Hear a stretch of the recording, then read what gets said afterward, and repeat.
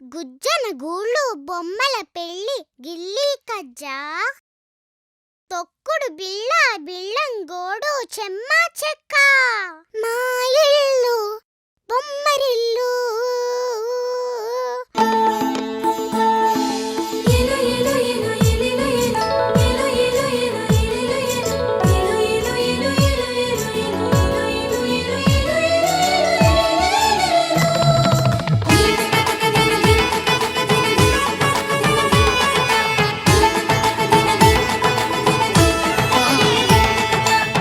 జలరాలే చినుకుల్లో మిలమిలలాడే తడుకుల్లో జలరాలే చినుకుల్లో మిలమిలలాడే తడుకుల్లో చిరు చిరు మెరుపుల హరివిల్లు ఆనందాల పొదరిల్లు చిరు చిరు మెరుపుల హరివిల్లు ఆనందాల పొదరిల్లు మా ఇల్లు బొమ్మరిల్లు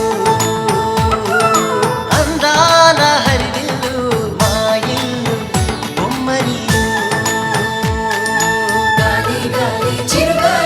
పచ్చని పైరుల భూపాలి ఉల్లాసంగా వేయాలి కిలకిల నవ్వుతూ పాడాలి తనుకుతాం తనుకుతాం తనుకుతాం తనుకుతాం ఏవేవో ఊహలు నాలో అలలాగానే తూగి ఏవేవో ఆశలు నాలో కలలాగానే ఊగి ఆలాపం ఏదైనా ఆనందంలో లోన సాగేను ఈ హాయి ఒక పాటనా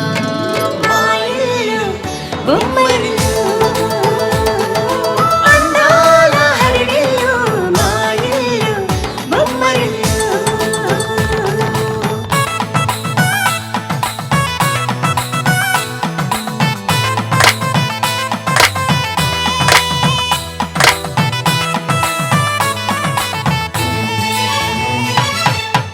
తనుకుతాం తనుకుతాం తనుకుతాం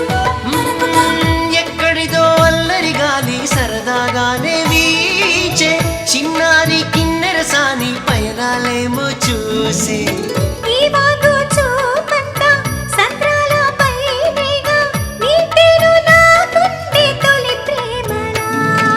మా ఇల్లు బొమ్మరిల్లు అందాల హరివిల్లు మా ఇల్లు బొమ్మరిల్లు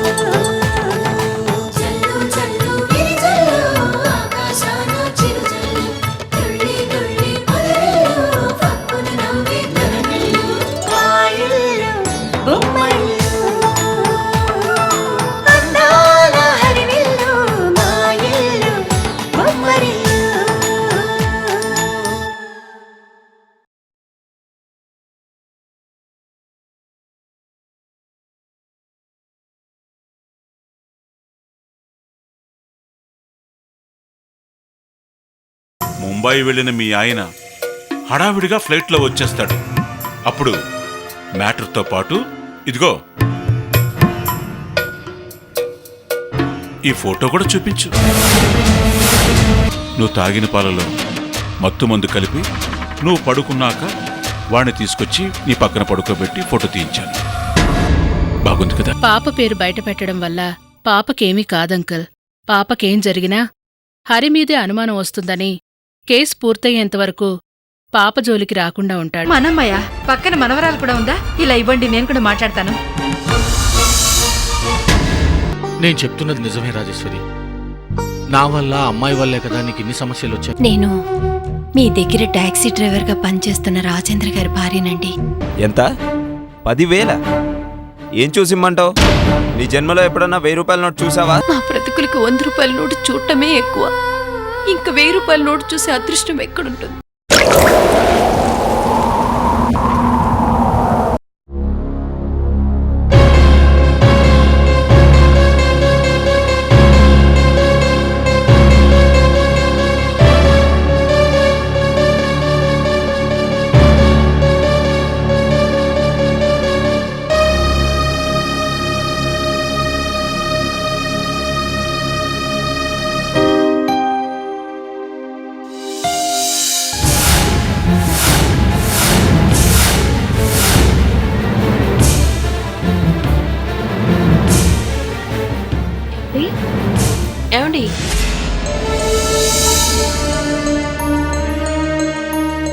ఏమండి ఏమండి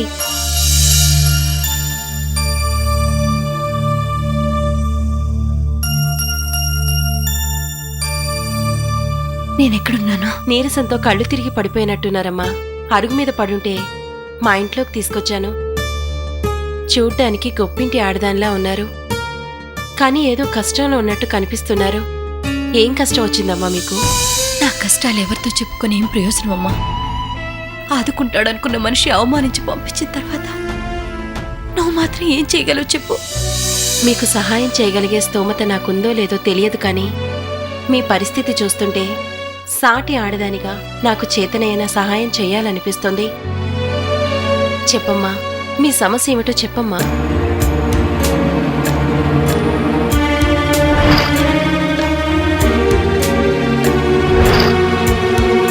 పరిస్థితి చాలా విషమించింది. అసలు మీరింత నిర్లక్ష్యం చేయకుండా ఉండాల్సింది. సరైన ట్రీట్మెంట్ చేయకపోతే ప్రాణాలకే ప్రమాదం అమ్మా. ట్రీట్మెంట్ ఇవ్వచ్చమ్మా, కానీ కొంచెం కాస్ట్లీ అవుతుంది. ఇంజెక్షన్లు అన్నిటికీ కలిపి దాదాపు 10,000 అవుతుంది. అదమ్మా జరిగింది. ఇప్పుడు ఏం చేయాలో నాకేమీ అర్థం కావటం లేదు. మరిప్పుడు 10,000 ఎలా తీసుకురావాలనుకుంటున్నారు? 5,000 నోట్లోకి వెళ్ళటమే కష్టంగా ఉన్న మాకు 10,000 రూపాయలు ఎక్కడి నుంచి తీసుకురాను? కానీ ఏదో ఒకటి చేయాలి. ఏదో ఒకటి చేసి నా పసుపు కుక్కలు కాపాడు.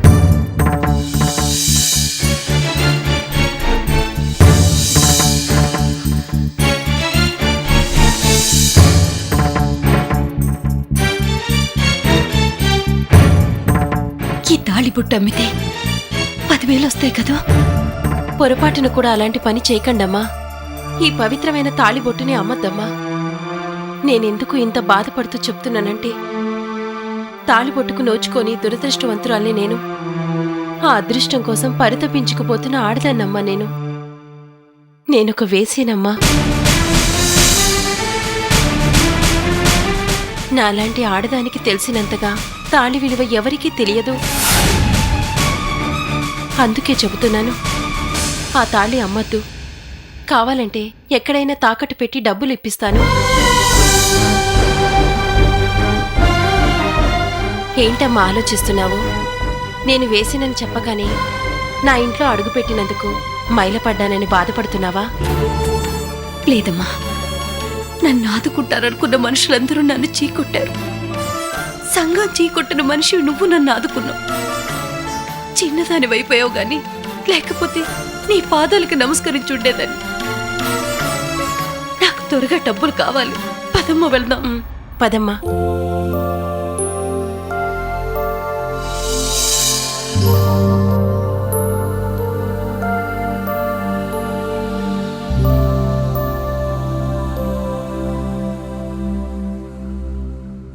ఏమిటి శీతాల్, ఈ మధ్య బొత్తిగా కనబడం మానేశావు? సరసాలు చాలు గాని ముందు తాళిబొట్టు తాకట్టు పెట్టుకుని ఓ 10,000 ఇవ్వు.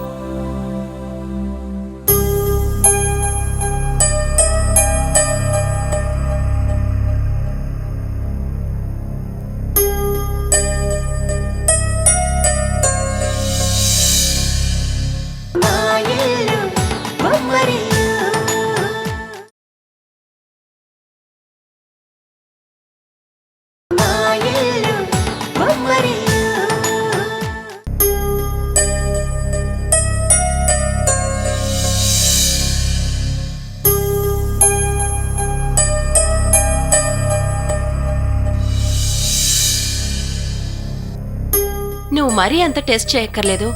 అది ఒరిజినల్ బంగారమే. అర్జెంటుగా వెళ్ళాలి. ముందు డబ్బులివ్వు.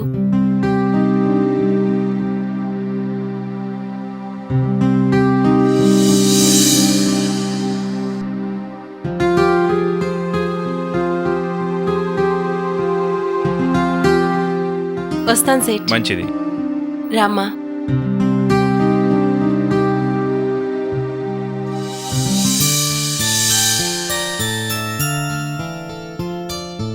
ఇదిగోండమ్మా.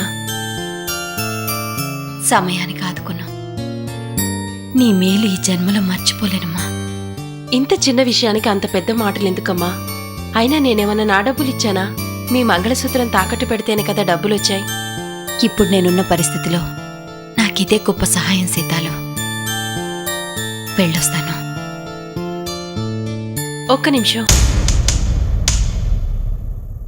మిమ్మల్ని చూస్తుంటే చాలా నీరసంగా కనిపిస్తున్నారమ్మా. మిమ్మల్ని ఒక్కదాన్నే హాస్పిటల్కి పంపించడానికి నా మనసు ఒప్పుకోవడం లేదు. నేను కూడా మీకు తోడుగా రానా? నువ్వు నాతో వస్తావా? ఏమ్మా, నేనెలాంటిదాన్నో మీకు తెలిసింది కదా. మీతో వచ్చే అర్హత నాకు లేదని మీరు ఆలోచిస్తున్నారా? పదమ్మా. నీకు శ్రమ అవుతుందని ఆలోచించానే కానీ అర్హత లేదని మాత్రం కాదమ్మా. నువ్వు నాకు చేసిన సహాయానికి నాతో పాటు హాస్పిటల్కే కాదు, మా ఇంటికొచ్చే అర్హత కూడా నీకుంది. పదమ్మా. ఏంటమ్మా, నిన్ననగా వెళ్ళిన వారు ఇప్పటి వరకు రాలేదు. మీ గురించి ఏమనుకోవాలి? మీకు చాలా క్లియర్గా చెప్పాను, ఆపరేషన్ చేయాల్సి ఉంటుందని. సరే, డబ్బులు తెస్తానని వెళ్ళిన వాళ్ళు అసలు ఫోన్ చేయలేదు, ఏం చేయలేదు. మాకు ఇక్కడ ట్రీట్మెంట్ చేయాలో వద్దో తెలియదు. అయినా మీ గురించి ఎటువంటి ఇన్ఫర్మేషన్ లేకుండా ట్రీట్మెంట్ ఎలా చేస్తాననుకున్నారు? అంటే ఆయనకి మంచి జరిగితే దేవుడు అంటారు, అదే చెడు జరిగితే అంతా మాదే తప్పు, ట్రీట్మెంట్ సరిగా చేయలేదని మా మీద దుమ్మెత్తు పోస్తారు. డాక్టర్, డబ్బులు అరేంజ్ చేయడానికి టైం పట్టిందండి, అందుకే లేట్ అయింది. ఇప్పుడు వీళ్ళ ఆయన ఎలా ఉన్నారండి? బాగానే ఉన్నారు, ఏం ప్రాబ్లం లేదు. 8 కుట్లు కూడా పడ్డాయి. ట్రీట్మెంట్ స్టార్ట్ చేశాను. అన్నట్టు ఇందాకటి నుంచి మా ఆవిడెక్కడా అని మీ ఆయన తెగ కలవరిస్తున్నాడు. తొందరగా వెళ్ళమ్మా. పదండి.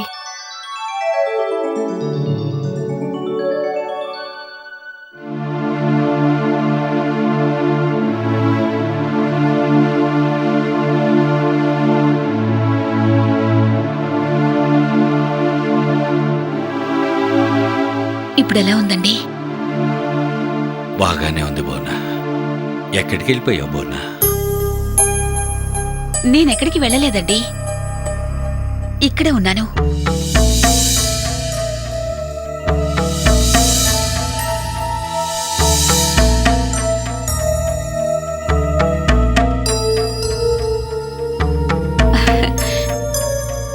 ఈవిడ మల్లిక అని మనకి బాగా కావలసిన ఆవిడ.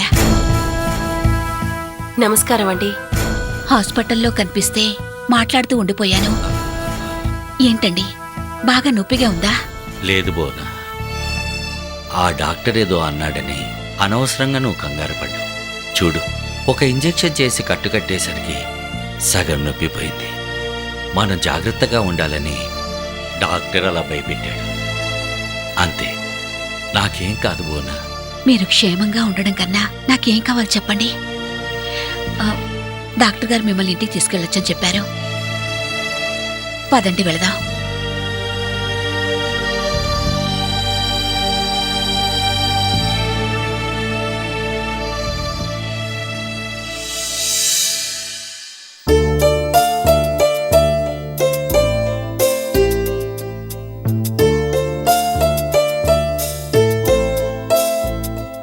అక్క,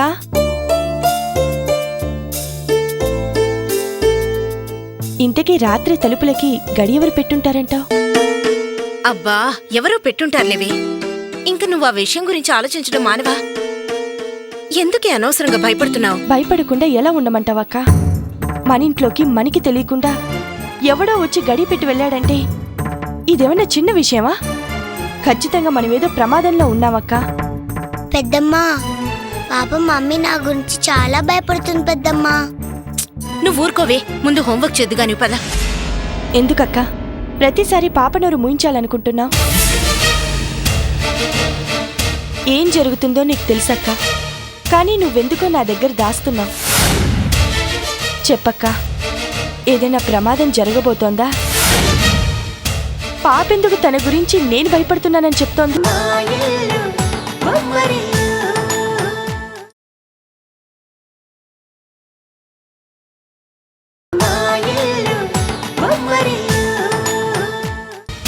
పాపెందుకు తన గురించి నేను భయపడుతున్నానని చెప్తోంది?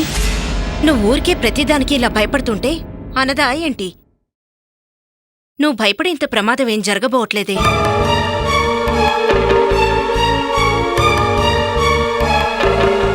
పదమ్మా, నువ్వు టిఫిన్ చెద్దుగాని పద.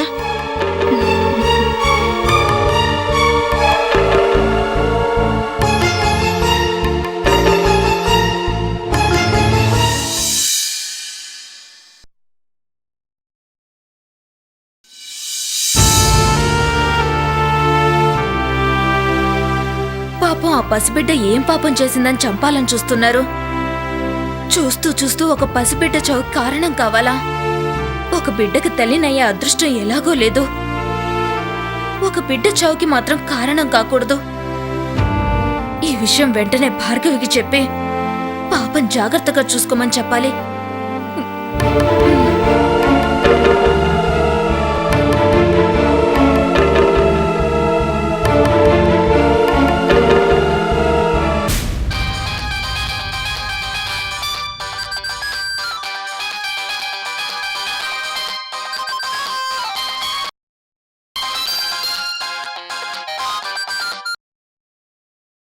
హలో భార్గవి, నేను ప్రియని మాట్లాడుతున్నాను. ఏంటి ప్రియా? మున్ని చాలా ప్రమాదంలో ఉంది భార్గవి. మున్నిని చెప్పడానికి హరి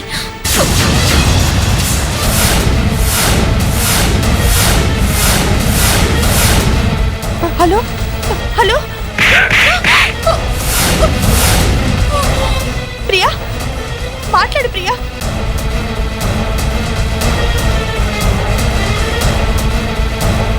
ఎంత ధైర్యమే నీకు? నేనొద్దన్నా సరే ఫోన్ చేస్తావా? ఏమే, నీకు ఫోటో చూపించినా కూడా భయం కలగడం లేదా? ఎందుకు భయపడాలి? మహా అయితే ఏమవుతుంది? ఆ ఫోటో చూపించిన వెంటనే మీ తమ్ముడు గారు నన్ను అనుమానించి వదిలేస్తారు, అంతే కదా? నా జీవితం అన్యాయమైపోయినా పర్వాలేదు, ఆ పాప మాత్రం చావడానికి వీల్లేదు. అంతగా కావాలనుకుంటే ఆ పాప బదులు నన్ను చంపేయండి. నా జీవితంలో ఒక మంచి బిడ్డను కాలేకపోయాను, ఒక మంచి అక్కని కాలేకపోయాను, చివరికి ఒక మంచి భార్యని కాలేకపోయాను. ఇక నేను బ్రతికి ప్రయోజనం ఉంది. చంపేయండి. నిన్ను చంపితే నాకేమొస్తుంది? నిన్ను చంపను. నాకెదురు తిరిగినందుకు నీకు తగిన శాస్తి చేస్తాను. ఆ పాప పోయేంత వరకు నిన్న స్టోర్ రూమ్ లో పడేసి తాళం వేస్తాను. పదవే పదవే.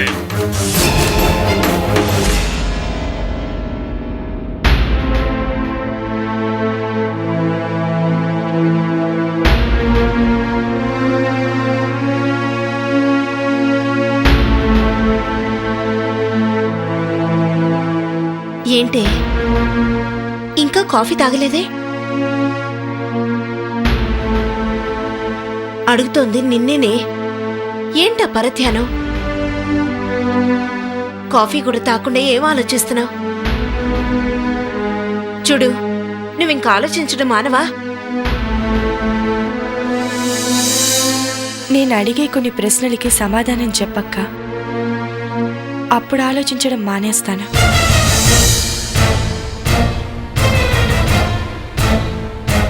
ఆ రోజు మనం హాస్పిటల్ నుంచి వచ్చినప్పుడు మున్నికి జ్వరం ఎందుకు వచ్చింది?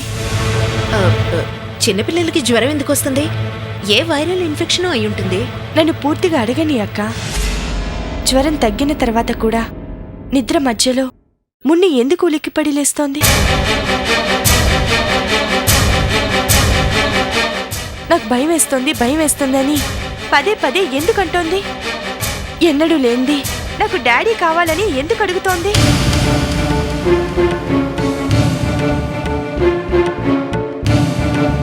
రాత్రి ఎవరు మన ఇంట్లో దూరి మనకి తెలియకుండా మనందరి గదులకి గడియ పెట్టాడు.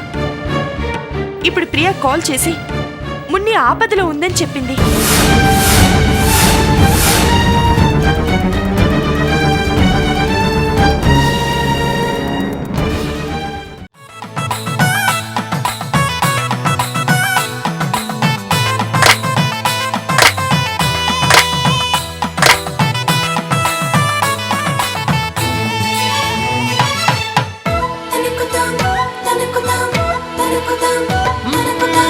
ఎక్కడిదో అల్లరి గాలి సరదాగానే వీచే చిన్నారి కిన్నెరసాని పయనాలేమో చూసి